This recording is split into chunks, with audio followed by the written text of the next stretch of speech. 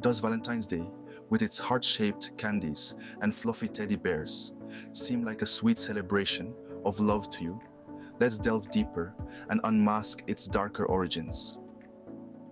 As we transition from the festive cheer of Christmas and the New Year, we find ourselves amidst another season of celebration. Stores transform almost overnight, blossoming into a riot of red and pink, adorned with balloons, flowers, and all things heart-shaped. It's the season of love, the season of Valentine's Day, a time for romantic dinners, sentimental gifts, and heartfelt confessions. But have you ever paused to wonder about the origins of Valentine's Day? Behind the saccharine sweetness of heart-shaped candies and the romantic allure of red roses lies a history that's anything but romantic. A history steeped in ancient pagan rituals and Roman traditions. A history that's as fascinating as it is unsettling. Believe it or not, Valentine's Day finds its roots in two ancient Roman festivals, Lupercalia and the Festival of Juno Februata. Lupercalia, a festival observed from February 13th to 15th, was a time of debauchery and violence. Men would sacrifice goats and dogs, using their hides to whip women, a ritual believed to promote fertility. The city would descend into a state of drunken revelry, with women willingly lining up to be struck, hoping for blessings of fertility and ease in childbirth.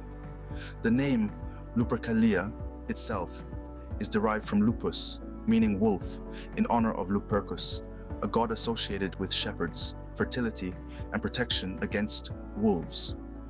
Lupercus, also known as Faunus and Pan, was worshipped by shepherds and peasants alike, symbolizing the untamed wilderness and the fertility of nature. In a bid to Christianize these pagan celebrations, Pope Gelasius I merged them with the Feast of Purification of the Virgin Mary, renaming it St. Valentine's Day on February 14th. Yet, the holiday retained remnants of its pagan roots, intertwined with Christian symbolism. So, beneath the pink and red facade, Valentine's Day harbors a history intertwined with ancient pagan rituals and Roman traditions. But that's just the tip of the iceberg. Join us as we delve deeper into the mysteries of Valentine's Day, unmasking its sweet disguise to reveal a darker reality. Before we delve deeper into our exploration, we kindly ask for your support by liking this video and subscribing to our channel. Your engagement helps us continue to bring you insightful content like this. Thank you for your support. Imagine a city descending into debauched celebrations and violent rituals in the name of fertility.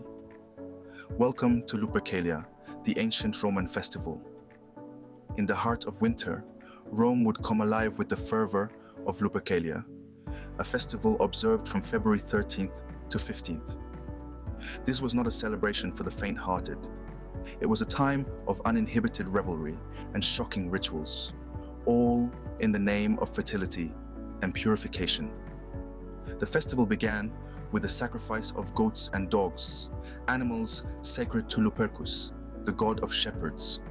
Lupercus, also known as Faunus or Pan, was a symbol of the untamed wilderness, the fertility of nature, and the protector against wolves.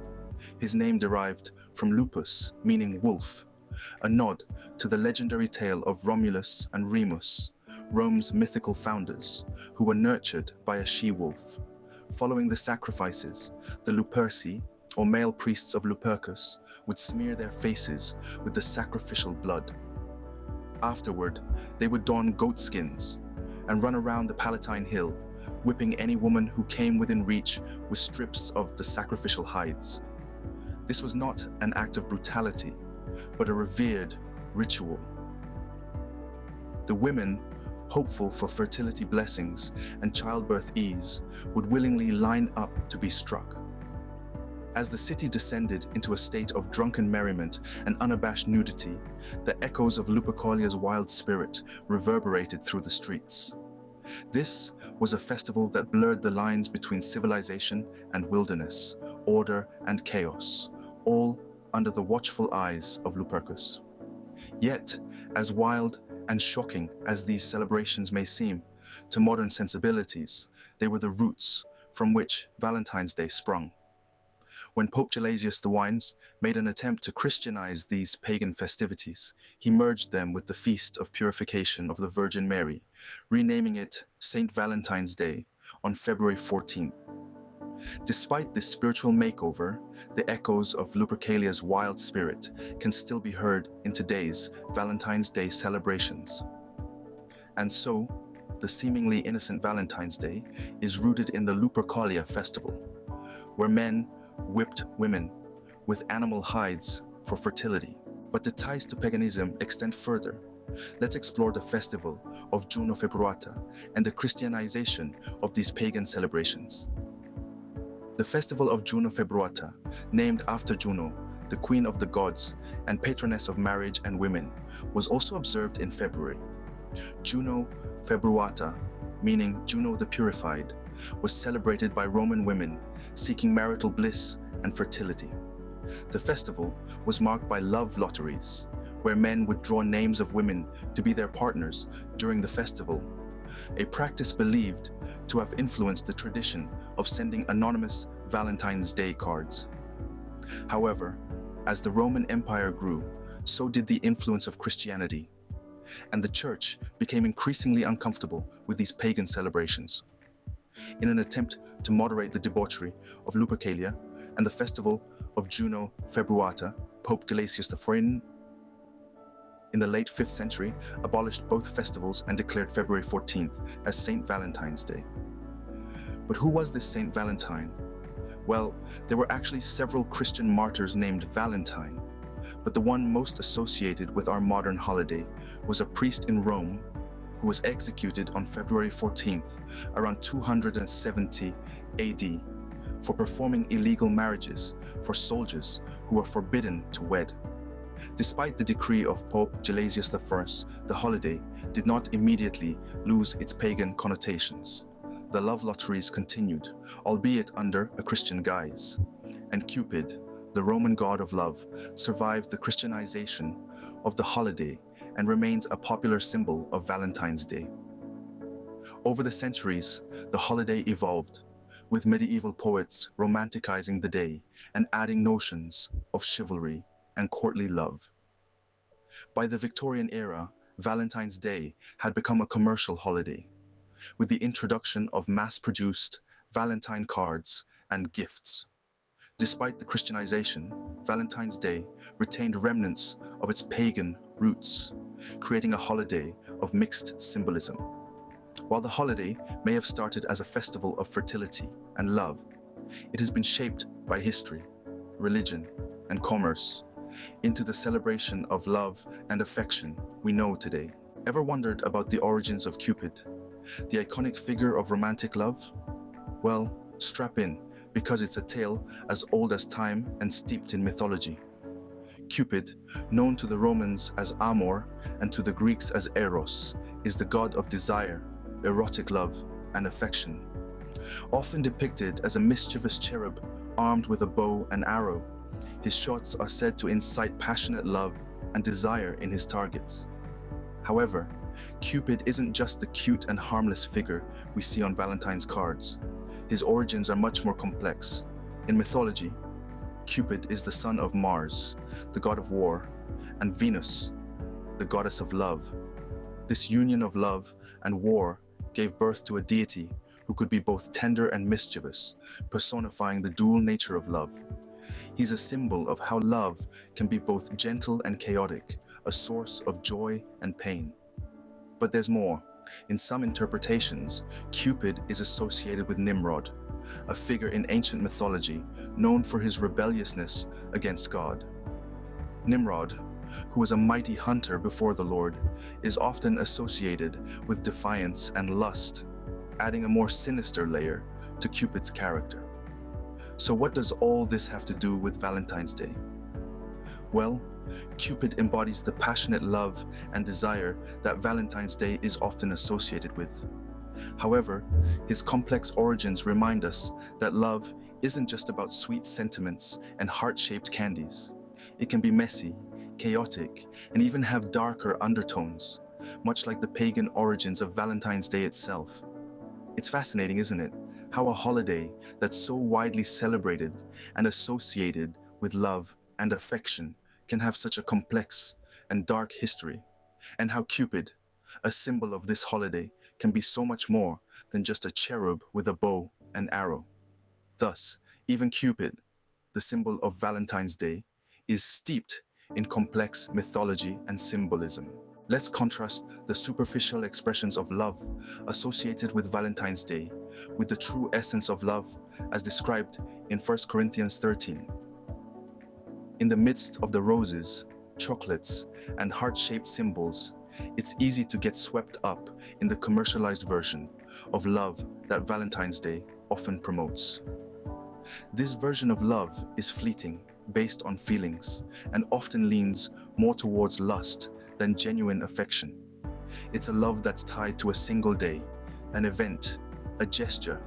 It's a love that's often more about self-gratification than selfless giving. But let's take a moment to step back from the red and pink aisle of the supermarket and delve into the true essence of love as described in 1 Corinthians 13. Here, love is painted in a completely different light. It's patient, kind, and it never envies or boasts. It's not arrogant, rude, or self-seeking. It doesn't keep a record of wrongs and always seeks the truth. This love always protects, always trusts, always hopes, and always perseveres. It's a love that never fails. This is a love that's not limited to a single day or a grand gesture. It's a love that's lived out in the day-to-day, in the small acts of kindness, and the quiet moments of sacrifice. It's a love that's not about how much we can get, but about how much we can give. It's a love that's not about our feelings, but about our commitment. This is the kind of love we're called to live out as believers. A love that reflects the very nature of God Himself. A love that's more than a feeling, more than a day, more than a box of chocolates or a bouquet of roses. So, as we navigate the sea of heart-shaped candies and stuffed animals, let's remember the true essence of love.